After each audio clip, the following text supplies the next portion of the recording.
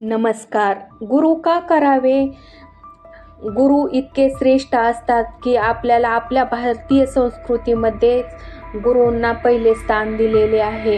गुरु ब्रह्मा, गुरु विष्णू, गुरुदेव महेश्वरा, गुरु साक्षात परब्रह्म, तस्मै श्री गुरुवे नमः. ज्यांची शिकण्याची तयारी आहे तो शिष्य आणि ज्याची शिकवण्याची तयारी आहे ते म्हणजे गुरु. तुम्हाला गुरुचा अर्थ काय आहे हे माहीत आहे का? तर गुरुचा पहिला अक्षराचा अर्थ आहे अंधार. अंधार म्हणजे अज्ञान आणि रूचा अर्थ आहे प्रकाश. जे गुरु शिष्याला अंधाराकडून प्रकाशाकडे वाट दाखवण्याचे काम करतात तेच खरे गुरु असतात. जे गुरु आपल्याला अज्ञानातून बाहेर काढून ज्ञानाचा मार्ग दाखवतात तेच खरे गुरु असतात. या जगात खरे गुरु कसे शोधावे? जन्मापासून आपल्याला प्रत्येक टप्प्यावर गुरु मिळत असतात. जे आपल्याला बरोबर वाट दाखवतात त्यांनाच आपण गुरु मानतो. पहिले गुरु असतात ते आपले आई वडील, कारण त्यांचे इतके निस्वार्थ भावनेने मार्गदर्शन आपल्याला कोणीच करू शकत नाही आणि करू शकणारही नाही. दुसरे गुरु असतात ते म्हणजे आपल्या शाळेतील शिक्षक, कारण ते आपल्याला शाळेय अभ्यासाबरोबर आपल्याला चांगले नागरिक बनवण्याचे काम ते करत असतात. मग येतात ते आपल्याला आध्यात्मिक गुरु. यावेळी गुरुची निवड करणे आपल्याला जरा अवघडच जाते.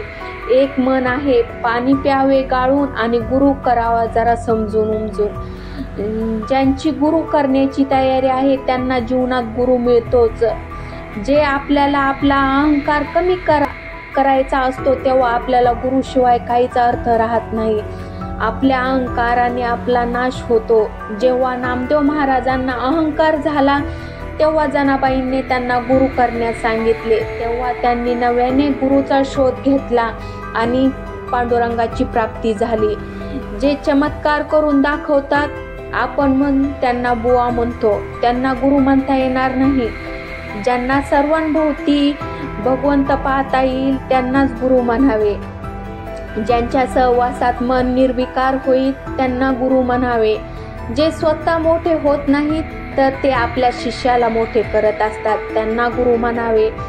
ज्यांना अध्यात्मामध्ये असे गुरु मिळतात त्यांचा भगवान प्राप्तीचा मार्ग सुलभ होतो. मी एक साधं उदाहरण सांगते.